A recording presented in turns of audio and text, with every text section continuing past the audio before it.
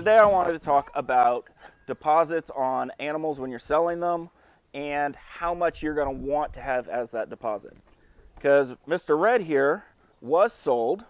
We got up this morning at 7 a.m., got the puppy around and ready, got the twin babies around and loaded in the truck, and then we proceeded to drive 45 minutes south of where we live to go meet somebody that we're going to meet in a town an hour away. Now, that's normal. This is what we normally do. But the problem with today was 15 minutes before we were supposed to be meeting them, they sent a text saying that they weren't going to be able to purchase this puppy. So they backed out of the deal. Not a big deal, but this is why we try to do deposits on all the puppies, especially if they're not planning on picking them up that day. So with this puppy specifically, honestly, we did $100 deposit. So with them backing out, this is $100 non-refundable deposit. And that gives us the option of, okay, they have now paid for my time, because instead of us doing our normal routine with the twins, because normally they wake up at 7:30 and then we have a few hours of play before morning nap time, the babies spent all that play time in the car today. And I ended up spending a couple hours of just driving south and then turning around and driving north for no reason. So that is the reason why we do deposits. Is it normally kind of locks people in to guarantee, yes, they are serious and they want to actually buy your animals. But it's also that reassurance of, if the deal falls through, you have the option of being recouped for your time. Because this does take a lot of time and effort to breed and raise and sell animals. Whether it's the dogs or the horses or llamas or cattle, whatever you're selling, it does take your time, and that time has some form of value. So when you're trying to determine how much you should be asking for a deposit, whether it's half the amount, a third of the amount, a quarter of the amount, all right, go play. That puppy wants to play with the baby so bad. These are all options for you to decide. Me personally, I want to look at it as, if the deal falls through, how much money do I want to compensate for the fact of, so we took the puppy off the internet 5 days ago, so we've gone 5 days without advertising this dog for sale because it was sold. We had the deposit in hand. So, we want to be recouped for that advertisement time. And then, again, this morning, I spent probably about 3 hours doing our non-normal morning routine to just basically go waste 2 hours worth of drive time and gas. So when you start actually adding it up, is $100 really compensating me for all that time? I mean, I spent probably $20 in gas. We bathed the puppy this morning. We got up super early. We ended up having to get the babies out of bed about 45 minutes before they normally wake up.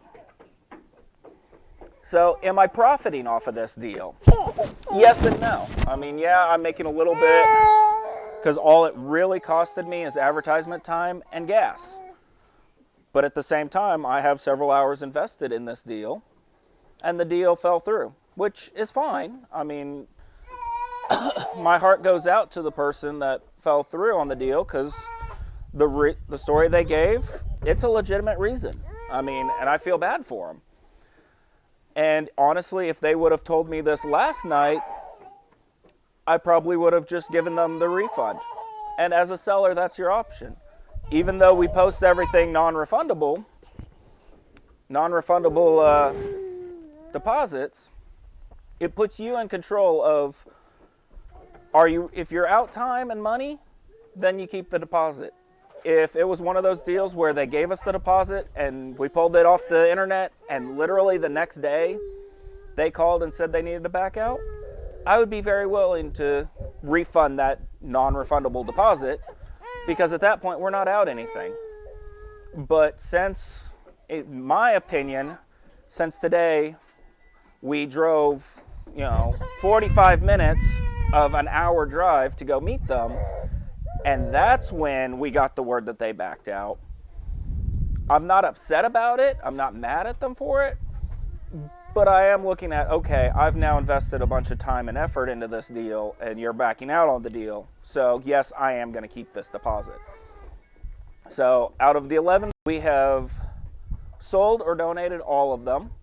All that's left now is orange and red, and orange is also the black collar. We switched the collar color on that one. So if you look in the older videos and you see black collar, that's actually now orange collar.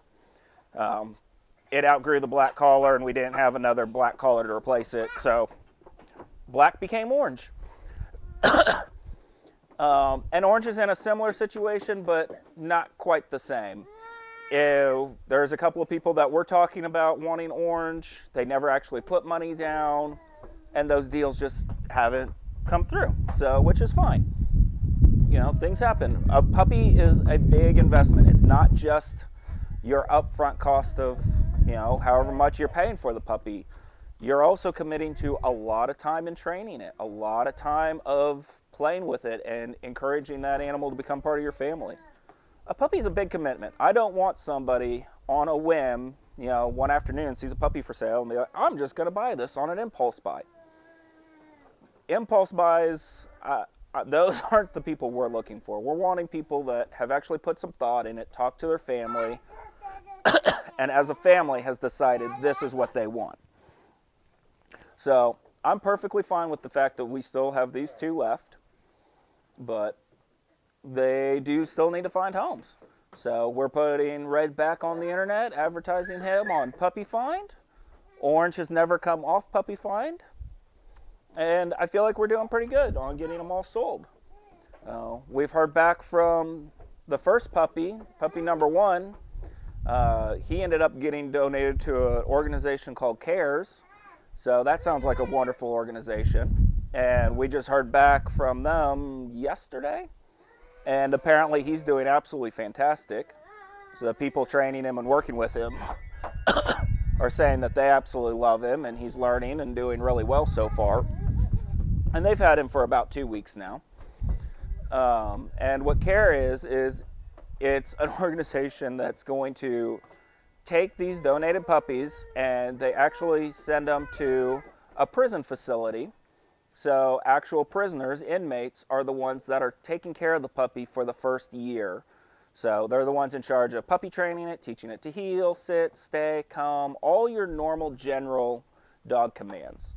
And they're also in charge of all the grooming, everything with the exception of the veterinarian care. From my understanding, they have veterinarians come in so many times a year, a month, however, and do any actual medical care for the animals. And what's great about it is after the dogs have gone through the prison program, they go then to professional trainers to train these dogs to be service dogs. So I've always wanted to get involved in a program similar to this. There's another one in mind that my family, extended family, is involved with a lot. I really wanted to get involved with that organization, but when I stumbled across this one, I really like it on the aspect of this one does everything the other organization does, but it's also taking inmates and having them do something that, in my opinion, is wonderful for the community as a whole.